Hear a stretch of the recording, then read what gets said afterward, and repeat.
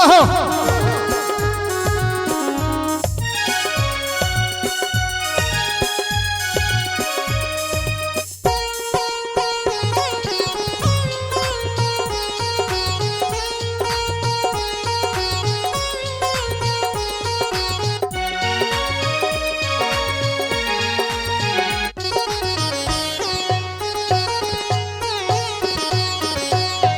जगदम्बा के दुवरिया चलु मिथिलांचल नगरिया, मैया दिलन बुलावा आयल माँ के बुलावा।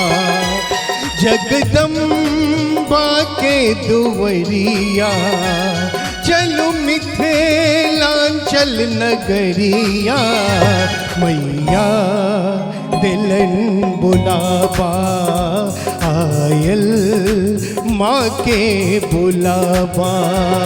जगदम्बा के दुवरिया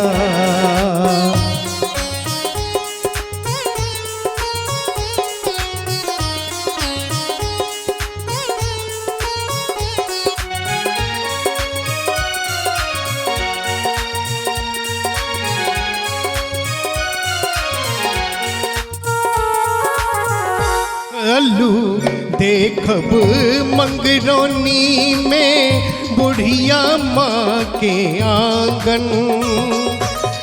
चलो देखब मंगरौनी में बुढ़िया माँ के आंगन। बुढ़िया माँ के दर्शन के ने जीवन है सुहावन।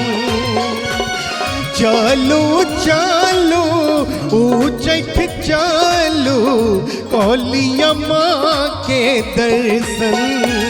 धरुगाम के डगरिया पहुँचब माँ के दुवरिया, मैया दिलन बुलावा आयल माँ के बुलावा। जगदम्बा के दुवरिया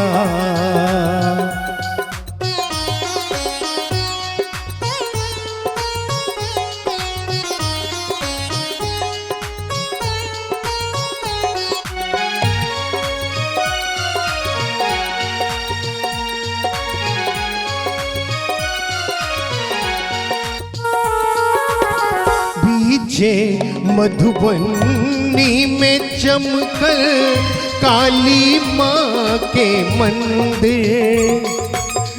मैया जी के चरण पखारे पावन गंगा सागर। चलो चलो पंडोल चलो कौलिया माँ के दर्शन। धन धान के खजाना सुख शांति के ठिकाना, मैया दिलन बुलावा आयल माँ के बुलावा। जगदम्बा के दुवरिया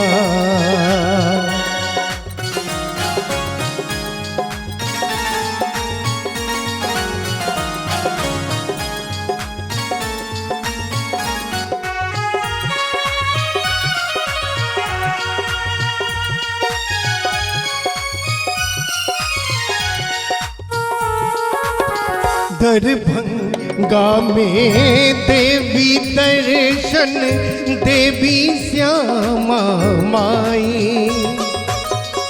माधेश्वरी माँ गोर लगई छी जय कंकाल निमाई।